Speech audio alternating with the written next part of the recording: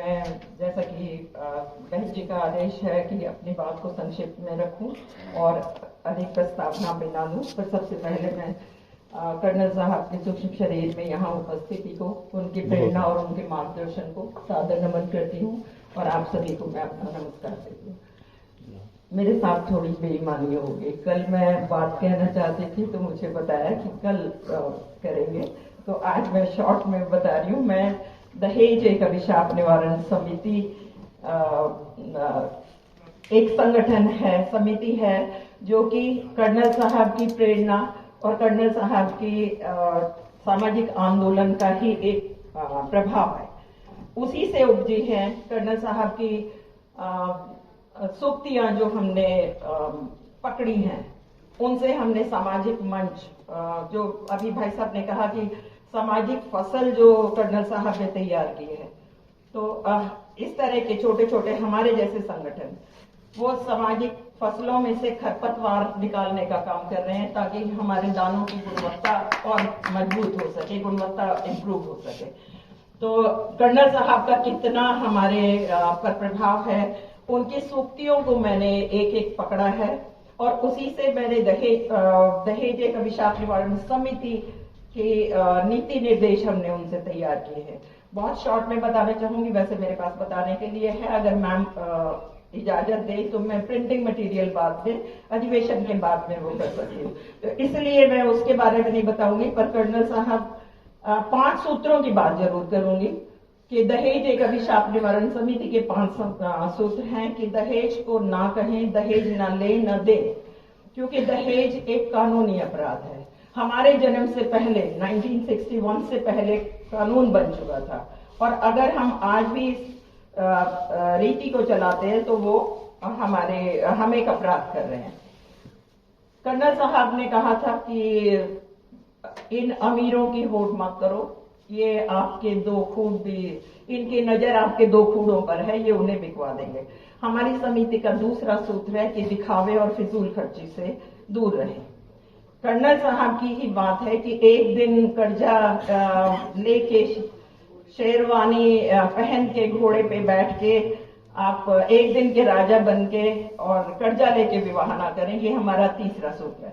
चौथा सूत्र हमने वही रखा है कि सीमित समारोह करें, विवाह को इवेंट ना बनाएं, एक विवाह का संस्कार जो है उसे हम स्थापित करें समाज में, और लेन देन को सीमित करें और अपने मूल्यों को बचा के रखें।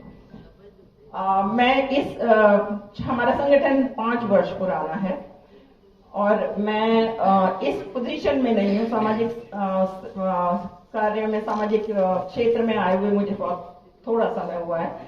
मैं इस पोजीशन में नहीं हूँ कि मैं आप कोई अपनी सजेशन दे सकूं, पर मैं एक निवेदन कर रही हूँ कि जैसे जितना जितना मैं सुयोग के बारे में सुन रही हूँ और कर्नल साहब के बारे में मैं पढ़ती जा रही हूँ, मुझे अपना कद और छोटा महसूस होता जा रहा है।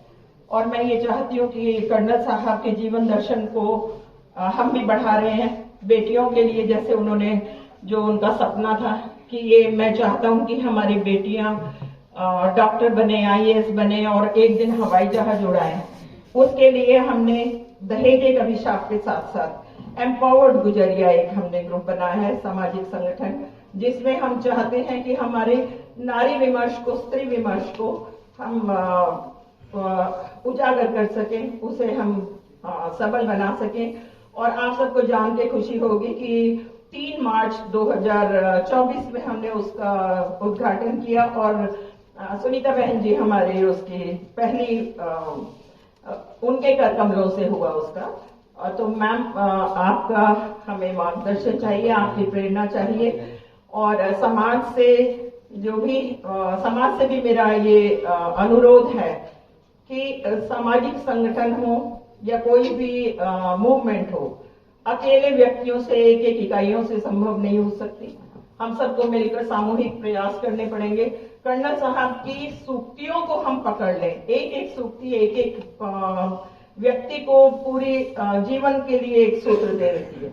जैसे कर्नल साहब ने कहा था कि 15 वर्ष की इमरजेंसी, सामाजिक इमरजेंसी लगाए, तो मैं भी आपसे निवेदन करूंगी कि रुक कर विचार करें और संकल्प से संभव है। संकल्प लें। और यहाँ पर जितने भी प्रबुद्धजन आज उपस्थित हैं, मैं आपसे ये गुजारिश करती हूँ कि सब संकल्प लें कि हम कर्नल साहब के पद चिन्हों पर चलेंगे। तो मुझे नहीं लगता कि कोई शक नहीं है कि हम समाज को और अगली ऊंचाई तक न ले जाए। परसों जब मैं आई हूं तो आते ही बहन जी से साक्षात्कार हुआ और मैंने बहन जी से कहा कि मेरे लायक जो भी सेवा हो आप बताएं। तो बहन जी ने कहा कि हम सब सिपाही हैं या जो भी होगा। तो मैं आज आप सबको साक्षी मान के, कर्नल साहब की प्रेरणा को, कर्नल साहब की उपस्थिति को साक्षी मान के मैं अपनी अर्जी बहन जी के टेबल पे रख रही हूँ कि मेरी समिति के 10 समर्पित सदस्य हैं। हम उच्च नैतिकता वाले, ईमानदार, नेक नियति वाले सदस्य हैं। हम आपके लिए प्रस्तुत हैं। और 5 सदस्य मेरी एम्पावर्ड गुजरिया के हैं। 15 लोगों की टीम है। अगर आप हमें सिपाही के रूप में से रिक्रूट करना चाहते तो हम आपके लिए उपस्थित हैं। और बहुत बहुत धन्यवाद इतना समय भी देने के लिए। हालांकि कहने के लिए बहुत कुछ था, मेरा भी मन भाव भरा हुआ है। जो लास्ट में होता है उसको चीटेड तो फील होता है कि मेरी सारी बात सब लोगों ने कह दी है। तो मैं मतलब वैसे मैं तैयार होके नहीं आई थी क्योंकि मैं एक श्रोता के रूप में ही आई हूँ। पर आपने जो मुझे ये समय दिया इसके लिए भी बहुत बहुत धन्यवाद।